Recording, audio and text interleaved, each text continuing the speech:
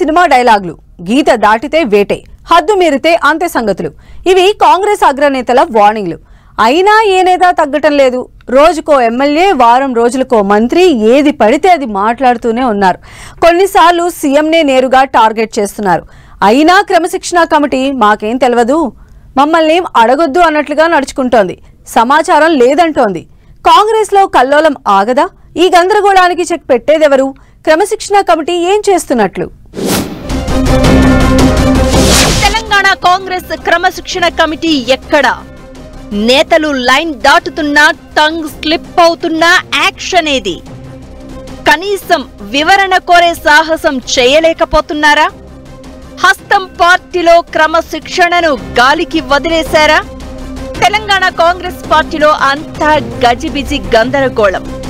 అధికారంలోకి వచ్చిన మొదట్లో అంతా కలిసికట్టుగా ఉన్నట్లు కనిపించినా ఇప్పుడు మంత్రుల మధ్య విభేదాలు, ఎమ్మెల్యేల అసంతృప్తి రాగాలు, సీనియర్ నేతల కస్సుబుస్సులు సీరియల్ ఎపిసోడ్లా మారిపోయాయి. ఉమ్మడి కరీంనగర్ జిల్లా మంత్రులు Prabhakar versus Adluri Laxman versus Vivek episode పార్టీలో హీట్ పుట్టించింది. అడ్లూరి లక్ష్మణ్ ను ఉద్దేశించి పొన్నం చేసిన కామెంట్స్ కాంట్రవర్సీ అయ్యాయి. బ్రేక్ఫాస్ట్ మీటింగ్ పెట్టి సారీ చెప్పించి ఆ ఇష్యూకు పొలు స్టాప్ పెట్టారు పిసిసి చీఫ్. ఆ రచ్చ అలా ముగిసింది అనుకునే లోపే కొండా సురేఖ, పొంగులేటి శ్రీనివాస్ రెడ్డి మేడారం టెండర్ల వారు తెరపైకి వచ్చింది. ఇక కొండా సురేఖ ఓఎస్డి సుమంత్ తొలగింపు వ్యవహారం పెద్ద దుమారం లేపింది.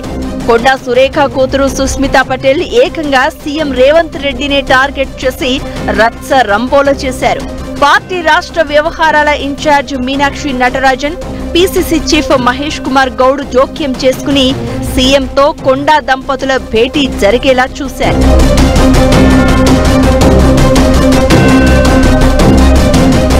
మంత్రుల వ్యవహారం దారికొస్తున్న వేళ జగిత్యాలలో మాజీ ఎమ్మెల్సీ జీవన్ రెడ్డి వ్యవహారం చిచ్చు రాజేసింది. కాంగ్రెస్ పార్టీలో జగిత్యాల జగడం రెగ్యులర్ న్యూస్ అయిపోయింది.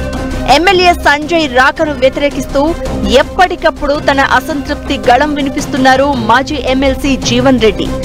లేటెస్ట్ గా మంత్రి అడ్లూరి లక్ష్మణ్ తో జీవన్ రెడ్డి మాట్లాడిన మాటలు కాంగ్రెస్ లో కాకరేపుతున్నాయి. ఏకంగా కౌలుదారులు అంటూ వలస ఎమ్మెల్యేలు, నేతలను ఉద్దేశించి జీవన్ రెడ్డి చేసిన కామెంట్లు రచ్చగా మారాయి. ఇక మునుగోడు ఎమ్మెల్యే రాజగోపాల్ రెడ్డి అయితే సీఎం రేవంత్ రెడ్డిని ఏకిపారేస్తున్నారు. ప్రభుత్వాన్ని గద్దె దింపుతామంటున్నారు. Jadcherla MLA Anirudh Reddy, Mahabubnagar MLA N M Srinivas Reddy అసంతృప్త గళం కంటిన్యూ అవుతూనే ఉంది. ఇలా ఎవరికి వారు ఇష్టం వచ్చినట్లు మాట్లాడుతున్నా పిసిసి క్రమశిక్షణ కమిటీ మాత్రం సరిపోదా వివాదం అన్నట్లుగా సైలెన్స్ మోడ్లోనే ఉంటుందట. క్రమశిక్షణ కమిటీ చైర్మన్ గా ఉన్న ఎంపీ మల్లు రవి నేతలను పిలిచి మాట్లాడడమో, కనీసం వివరణ కోరే సాహసం కూడా చేయడం లేదట. సీనియర్ నేత చిన్నారెడ్డి పిసిసి క్రమశిక్షణ కమిటీ చైర్మన్ గా ఉన్నప్పుడు ఒకరిద్దరు నేతలపై కఠిన చర్యలు తీసుకున్నారు. మల్లు రవి వచ్చాక క్రమశిక్షణ కమిటీనే కన్ఫ్యూజన్ లో పడిందన్న గుసగుసలు వినిపిస్తున్నాయి. కరువమంటే కప్పకు కోపం, విడవమంటే పాముకు కోపం అన్నట్లుగా ఎవరిపై యాక్షన్ తీసుకుంటే ఎవరికి కోపం వస్తుందోనన్న డైలమాలో మల్లు రవి ఉన్నారట. గొడవ పడుతున్న నేతలంతా మంత్రులు, ఎమ్మెల్యేలే. వీళ్లలో కొందరు సీఎం వర్గం, మరికొందరు సీనియర్ మంత్రుల వర్గంగా ఉండిపోవడంతో ఎవరిని ఏమన్నా తేనె తుట్టెను కదిలించినట్లే అవుతుందని గమ్మున ఉండిపోతున్నారట మల్లు రవి.